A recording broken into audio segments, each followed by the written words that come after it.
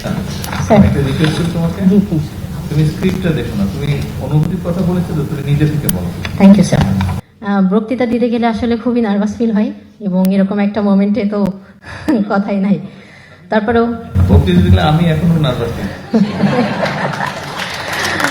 সকলে ভালো থাকবেন। আসসালামু আলাইকুম। সাবরিনা, তোমার যে মাঠের দাবিটা, এটা আমরা প্রক্রিয়াটা অলরেডি শুরু করেছি, মোটামুটি ভাবে শেষ হয়ে এসছে কাজটা। তোমাদেরকে একটা সিকিউর জায়গায় মেয়েরা যাতে প্র্যাকটিস করতে পারে, খেলতে পারে, সেইটা মোটামুটি মাঠটার সিলেকশন সবকিছুই হয়ে গিয়েছে। Thank you so much sir. Almost done. সেটা থ্যাংক ইউ। দ্রুতই জানতে পারবে। এক্সটেম্পোই ভালো বলেছো। Thank you. বেগম সাবিনা খাতুনকে তার অনুভূতি প্রকাশ করার জন্য মঞ্চে আহ্বান জানাচ্ছি। বেগম সাবিনা খাতুন।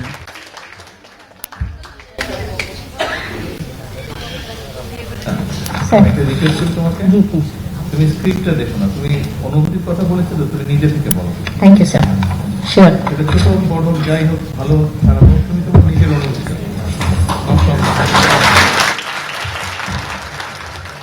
বিসমিল্লাহির রহমানির রহিম। আসসালামু আলাইকুম। বক্তৃতা দিতে গেলে আসলে খুবই নার্ভাস ফিল হয় এবং এরকম একটা মোমেন্টে তো কথাই নাই। তারপরেও বক্তৃতা দিলে আমি এখনো নার্ভাস ফিল।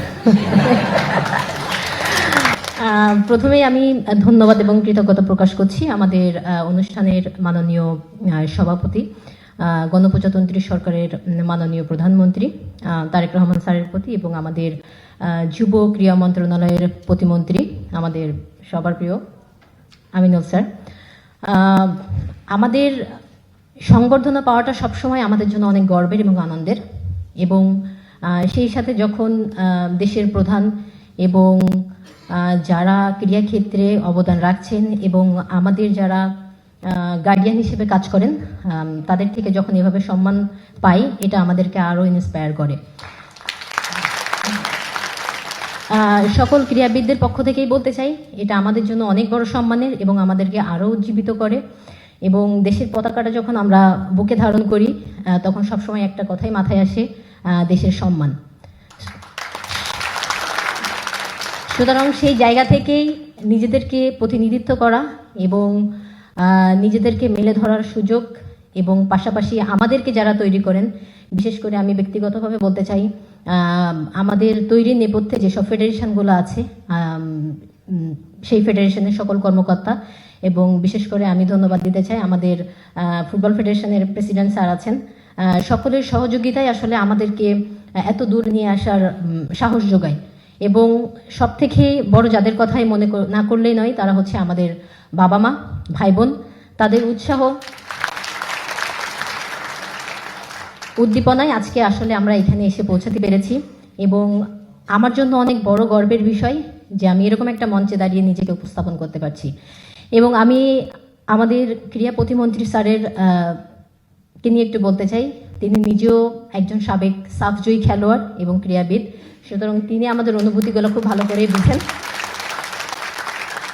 এবং আমি আশা রাখবো বাংলাদেশের অনেক স্পোর্টস এখন অনেকভাবে এগিয়ে যাচ্ছে, এবং পার্সোনালভাবে আমাদের স্যার প্রথমবারের মতো আমরা ফুটসাল চ্যাম্পিয়নশিপ খেলতে গিয়েছিলাম এবং আমরা একটা ভালো রেজাল্ট নিয়ে আসছি। সো সেই জায়গা থেকে বাংলাদেশে কোনো ফুটসাল গ্রাউন্ড নাই। সো আমি আমাদের ক্রীড়ামন্ত্রী প্রতিমন্ত্রী স্যারের দৃষ্টি আকর্ষণ করছি আমার জন্য একটা মাঠের ব্যবস্থা যেন করেন, এবং পাশাপাশি যে সকল ক্রীড়া সংগঠনের সদস্যরা আছেন সকলের প্রতি ধন্যবাদ, এবং বলতে চাই আপনারা আমাদের প্রতি খেয়াল রাখবেন, আপনাদের সকল খেলোয়াড়দের প্রতি খেয়াল রাখবেন। আশা করি বাংলাদেশকে আমরা যে সাফল্য এনে দিয়েছি তার থেকে আরও অনেক অনেক সাফল্য আমরা এনে দিতে পারব। পরিশেষেই সকলকে ধন্যবাদ ও কৃতজ্ঞতা জানিয়ে আমি আমার বক্তব্য শেষ করছি। সকলে ভালো থাকবেন। আসসালামু আলাইকুম।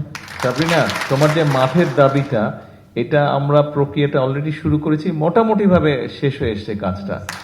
তোমাদেরকে একটা সিকিউর জায়গায় মেয়েরা যাতে প্র্যাকটিস করতে পারে, খেলতে পারে, সেইটা মোটামুটি মাঠটার সিলেকশন সবকিছুই হয়ে গিয়েছে। Thank you so much sir. Almost done. সেটা থ্যাংক ইউ। দ্রুতই জানতে পারবে।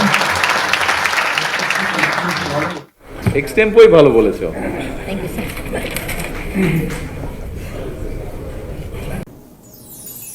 আপনারা দেখছেন ওপেন মিডিয়া সেল।